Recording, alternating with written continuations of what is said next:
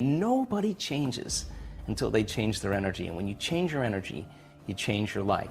After 8,500 brain scans, I can tell you that you and I are at our absolute best when we get beyond ourselves. That is the elegant moment where we're free enough to create without any encumbrances. The Newtonian world is all about the predictable. It's all about predicting a future.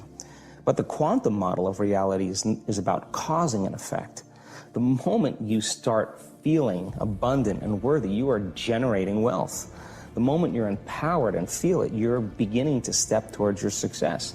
The moment you start feeling whole, your healing begins. And when you love yourself and you love all of life, you'll create an equal. And now you're causing an effect. And I think that's the difference between living as a victim in your world, saying, I am this way because of this person or that thing or this experience. They made me think and feel this way. When you switch that around, you become a creator of your world, and you start saying, my thinking and my feeling is changing an outcome in my life. And now that's a whole different game, and we start believing more that we're creators of reality. If you're not being defined by a vision of the future, then you're left with the old memories of the past, and you will be predictable in your life. And if you wake up in the morning and you're not being defined by a vision of the future, as you see the same people and you go to the same places and you do the exact same thing at the exact same time, it's no longer that your personality is creating your personal reality. Now your personal reality is affecting or creating your personality. Your environment is really controlling how you think and feel unconsciously, because every person, everything, every place, every experience has a neurological network in your brain. Every experience that you have with every person produces an emotion. So some people will use their boss to reaffirm their addiction to judgment. They'll use their enemy to reaffirm their addiction to hatred.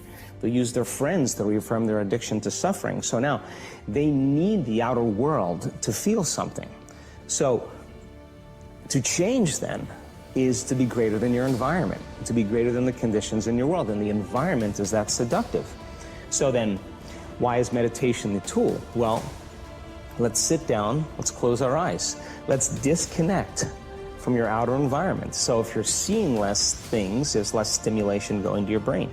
If you're playing soft music or you have earplugs in, less sensory information coming to your brain, so you're disconnecting from your environment. If you can sit your body down and tell it to stay like an animal, stay right here.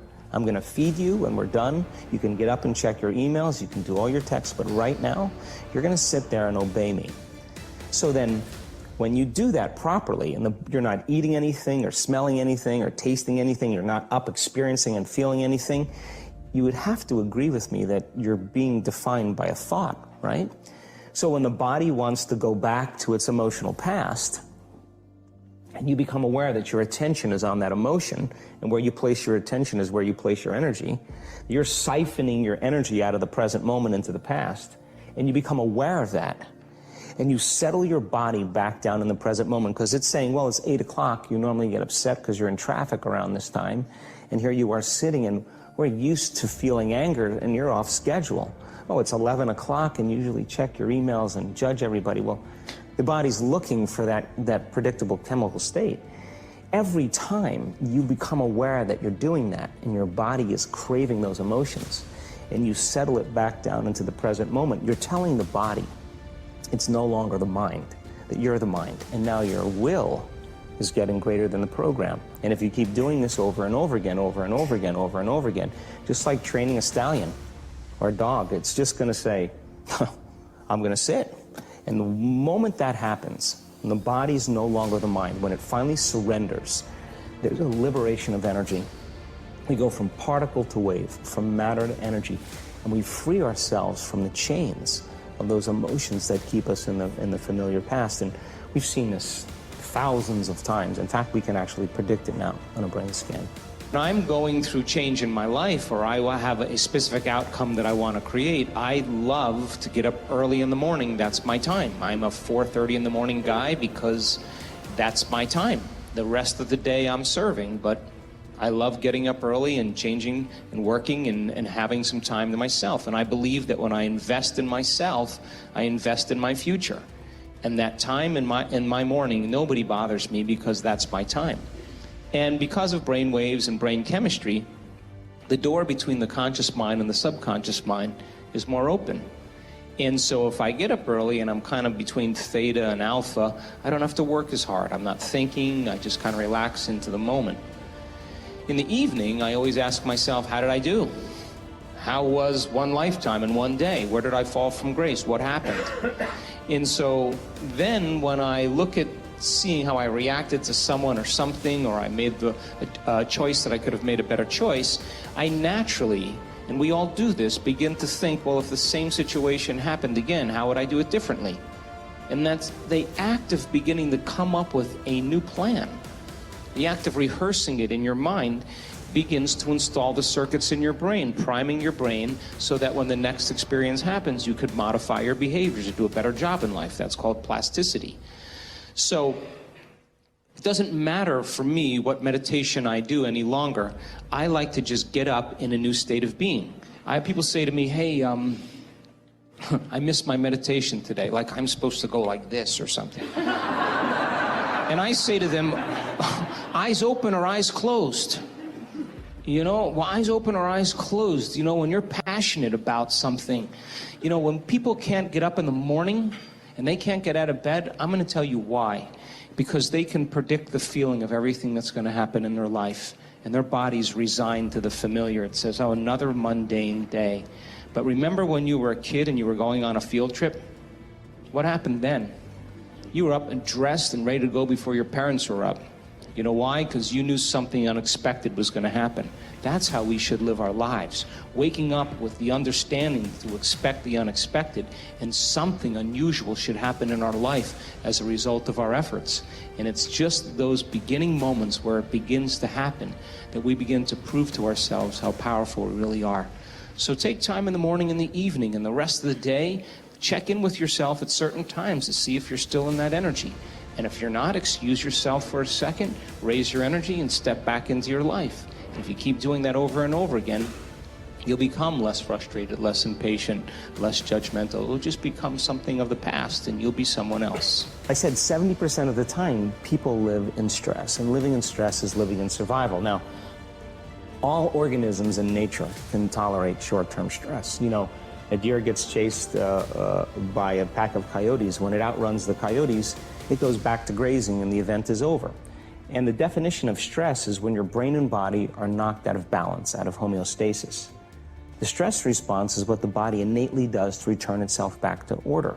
So you're driving down the road, someone cuts you off, you jam on the brakes, you give them the finger, and then you settle back down and the event is over and boom, now everything's back to normal. But what if it's not a predator that's waiting for you outside the cave, but what if it's your coworker sitting right next to you, and all day long you're turning on those chemicals because they're pushing all your emotional buttons. When you turn on the stress response and you can't turn it off, now you're headed for disease, because no organism in nature can live in emergency mode for that extended period of time. It's a scientific fact that the hormones of stress downregulate genes and create disease, long-term effects. Human beings, because of the size of the neocortex, we can turn on the stress response just by thought alone. We can think about our problems and turn on those chemicals. That means then our thoughts could make us sick. So if it's possible that our thoughts could make us sick, is it possible then our thoughts could make us well? And the answer is absolutely yes. So then, what are the emotions that are connected to survival? Let's name them. Anger, aggression, hostility, hatred, competition, fear, anxiety, worry, pain, suffering, guilt, shame, unworthiness, envy, jealousy. Those are all created by the hormones of stress. And psychology calls them normal human states of consciousness. I call those altered states of consciousness. So then, we tend to remember those traumatic events more because in survival, you better be ready if it happens again. And when the survival gene is switched on, you could have 10 really great things that happen to you in your day. And you just have one bad thing that happens and you cannot take your attention off that unhappy thing because the survival gene is switched on. Many years ago, after the DNA helix was discovered by Watson and Crick, they said the blueprints of life, you know, all diseases are created from genes. Turns out less than 5%, more like 1% of people on the planet are born with a genetic condition like type 1 diabetes or Tay-Sachs disease or sickle cell anemia. The other 95 to 99% are created by lifestyle and by choices. You can take two identical twins, exact same genome. One dies at 51, the other one dies at 85. Same gene, different environment. So all of a sudden they said, we lied. That was wrong. It's not genes that create disease. It's the environment that signals the gene that creates disease. Well, okay. But that's not the whole truth, too, because you could have two people working side by side in the same factory. One gets cancer after being exposed to a carcinogenic for 25 years. Both working for 25 years, the other one has no cancer at all. So there must be some internal order that would cause one person to not get it while another one does. So is it possible then, if the environment signals the gene, and it does, and the end product of an experience in the environment is called an emotion, can you signal the gene ahead of the environment by embracing an elevated emotion? We've done the research on this. We've measured 7,500 different gene expressions in a group of people that came to an advanced event for 4 days. And we had them doing a seated meditation, a walking meditation, a laying down meditation, a standing meditation. And at the end of 4 days, just 4 days, the common 8 genes that were upregulated, 2 genes to suppress cancer cells and tumor growth, 2 genes for neurogenesis, the growth of new neurons in response to novel experiences and learning, the gene that signals stem cells to go to damaged areas and repair them, the gene for oxidative stress was upregulated. We started seeing all these genes that are very, very healthy to cause the body to flourish. Imagine if people were doing that for 3 months. We also measured telomeres, the little shoestrings on the end of DNA that tell us our biological age. We asked people to do the work, meditation, 5 out of 7 days for 60 days. Measure their telomeres that determine their biological age. 60 days later, 74% of the people lengthened their telomeres. 40% significant change. 20% a very remarkable change. That means that they got a little bit of their life back. If it had lengthened by 10%, they got 10% of their life back.